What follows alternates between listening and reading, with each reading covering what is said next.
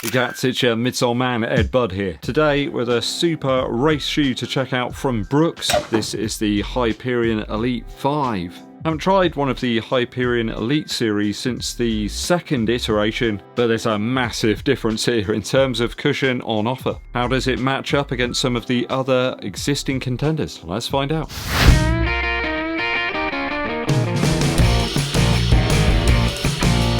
Thanks for tuning in, it's always appreciated. Do remember, if you haven't done so already, to hit that subscribe button. Also give the video a thumbs up like and drop us a comment for that algorithm. Dankeschön. I've got 235 grams here in the Hyperion Elite 5. That's my UK 11 or US 12, so about 8.2 ounces, which brings the Elite 5 firmly in line with some of the other contenders. I've got approximately 42 millimeters of stack back in the heel and about 34 millimeters up front, making for an 8mm drop. About 11.5 centimeters of width, widest point in the forefoot, and about 8.6 in the heel, so it is quite a bit narrower here in the rear section of the shoe. The PEBA based midsole material here in the Elite 5 is coming in at around about Short A 25, though there's quite a thick top layer of paint all over the foam. On foot, I have to say, it is very soft, very compressive. Rubber on the outsoles coming in at Short A 60, so a little bit more malleable, and there's a fair amount of it with only a small section here of exposed midsole. As far as I'm aware, these launch here in the UK on July the 14th, but they may already be available in your region. I can only confirm a US price of $275. If you convert that to UK pounds, it's about 200, but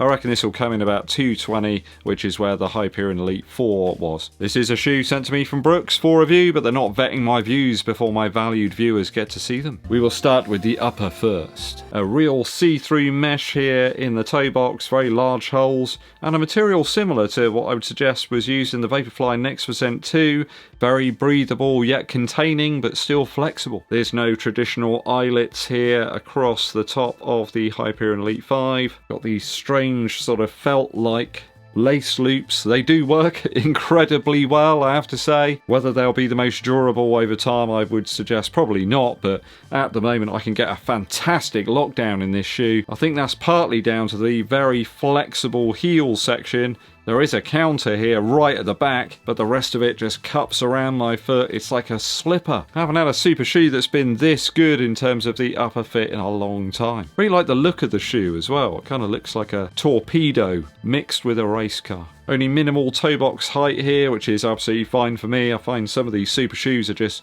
far too generous in that aspect sometimes. It's a race glove. The bare minimum of materials here from Brooks, and I really like that approach. The felt like eye stay loops are perhaps my only major durability worry in terms of race shoe requirements.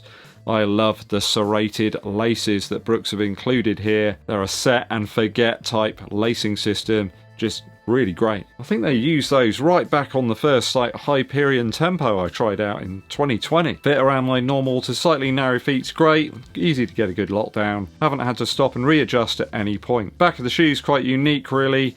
The knit-like material here did sort of touch on the back of my foot, but I can't say I really noticed it at all. I mean, if you've got rubbing back there with other shoes that are similar, then it might not be great. There's just enough padding here. The reinforcements are very minimal. Laces spot on in length if you want to do a runner's knot. I would go with your normal sizing. This one is true to size. You don't need to go up or down a half. There's very little to dislike here in the Hyperion Elite 5 from an upper perspective. I'm going to give it a 2.9 out of 3. My only worry are those lace loops. Midsole now. Now underfoot you can certainly feel this is PEBA material. It's very compressive, very squashy. I mean, a lot of other manufacturers using that ATPU stuff, that does seem to be a little bit more resilient, a little bit more durable. So you could find it odd that Brooks have gone for this stuff, but it does work in this shoe, in this implementation. It's certainly fun, it's certainly exciting, very efficient and nimble, I think, due to the lower weight. Quite an interesting design here. You can see the Brooks Speedvolt plate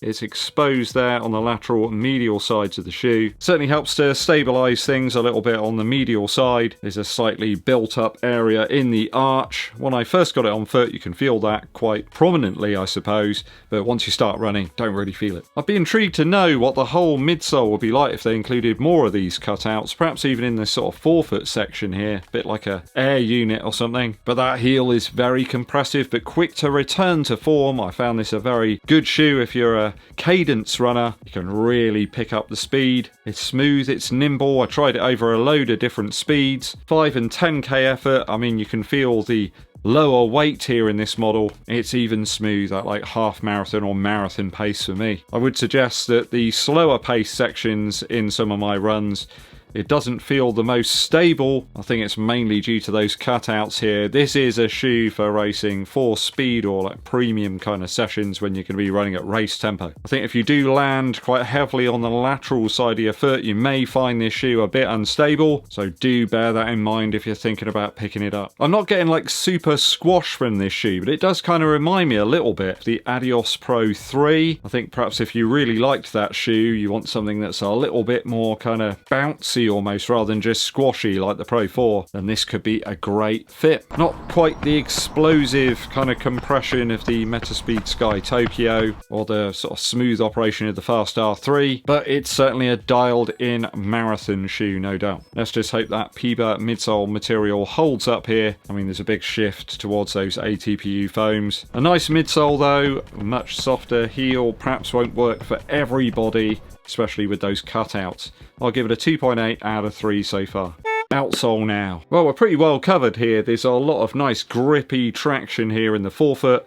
I do like the arrangement here. There are very few spaces for any dirt and debris to hang out. We do have a bit of exposed midsole here, especially in this kind of arch area. So I think I'd probably save this one for more sort of consistent terrain, especially due to the stability. I do like the rubber coverage back here, especially on the lateral side. It reaches right back into the heel. That's going to give us a little bit more longevity to the shoe. It's always where these super shoes start to show initial wear. I found there was good traction on corners, tested it over a variety of different surfaces. It's a shoe that just kind of stays out the way of your form. I just forgot about it really, and those are some of the best shoes when you're not constantly having to think about what you're doing. The outsole seems pretty durable so far. I think it was Sure A 60, so it's a little bit more malleable than some of the other more trainer like rubber, but I think Brooks have got the balance between traction and weight just right here in the Elite 5. Though without any prior experience with some of the Brooks rubber used on the race shoes, I wouldn't like to make any outlandish durability claims. I do like the fact though that we have quite a lot of coverage here. So very little, again, to dislike in the outsole. Of course, stay away from thorns and anything sharp that might penetrate through the foam. I'll give it a 2.9 out of 3 for the outsole so far. Value now. All I can find is that this one's $275.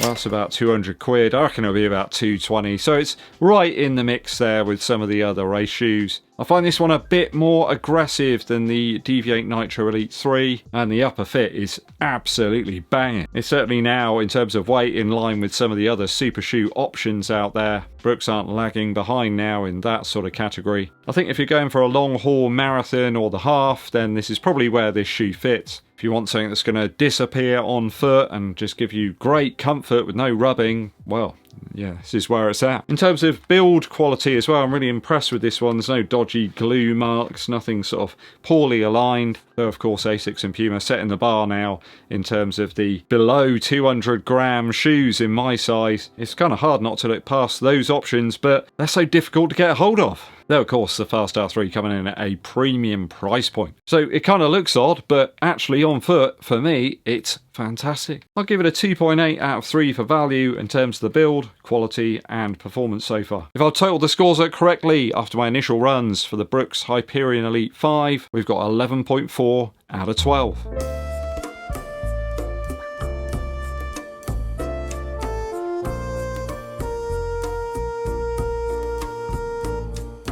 Bit of an unexpected banger, this one. Easily the best shoe from Brooks that I've tried out. High quality across the board, and now it's got a very competitive midsole material as well. Nice and low weight too. Little to change about this one. Will you be trying out the BROOKS HYPERION ELITE 5 when it releases?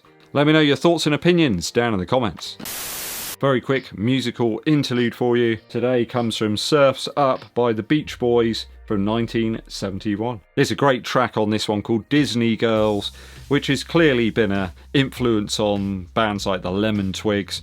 Beautiful harmonies here, lovely warm kind of airy production. Some of the harmony parts here are just so beautiful, you can kind of hear your heart singing. Wonderful tones, just very calm music. I suggest you go and check it out if you're currently in a heat wave. Disney Girls by the Beach Boys. Thanks for tuning in, people, always appreciated. Hit that subscribe button and give this video a thumbs up like. Drop us a comment as well to help with that YouTube algorithm. My name's Eddbud and I'll be seeing you